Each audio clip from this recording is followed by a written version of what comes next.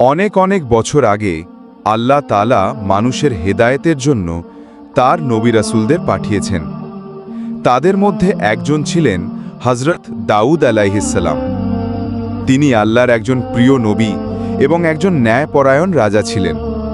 দাউদ আলাইহিসসালাম শুধু মানুষের বিচারক নন, তিনি আল্লাহর পক্ষ থেকে জবুর কিতাব প্রাপ্ত হয়েছিলেন। তার সময়ে এক সম্প্রদায় ছিল যারা আল্লাহর হুকুম অমান্য করত। আল্লাহ তাদেরকে পরীক্ষা করেছিলেন। আল্লাহ তাদেরকে সমুদ্রের ধারে বসবাস করতে দিয়েছিলেন এবং বলেছিলেন, তোমরা শনিবারে মাছ ধরতে পারবে না। এটা ছিল একটি পরীক্ষা, তারা কি আল্লাহর আদেশ মেনে চলবে নাকি অবাধ্য হবে।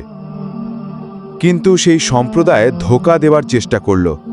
তারা শনিবারে মাছ ধরা বন্ধ করলেও ফাঁদ পেতে রাখত আর রবিবারে গিয়ে মাছগুলো তুলে নিত। বাহ্যিকভাবে তারা ভাব দেখাতো আল্লাহর আদেশ মানছে, কিন্তু আসলে আল্লাহকে ফাঁকি দিতে চাইত।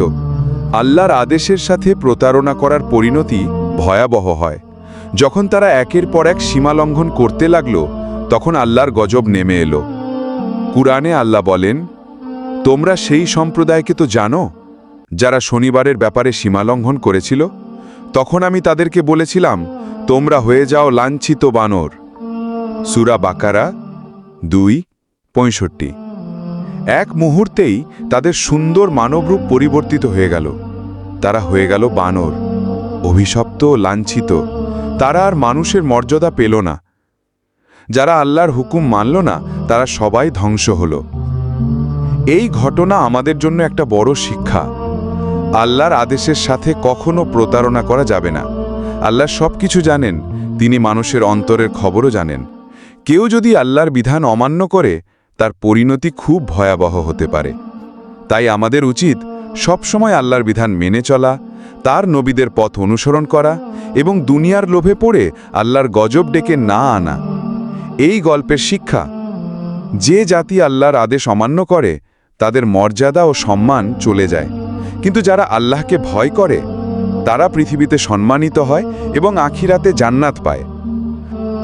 প্রিয় বন্ধুরা, আজকের ভিডিওটি এ পর্যন্তই। ভালো লাগলে অবশ্যই আমাদের পাশে থাকবেন। আমরা এই চ্যানেলটি বানিয়েছি শুধুমাত্র আপনাদের কাছে ইসলামের কথা পৌঁছে দিতে।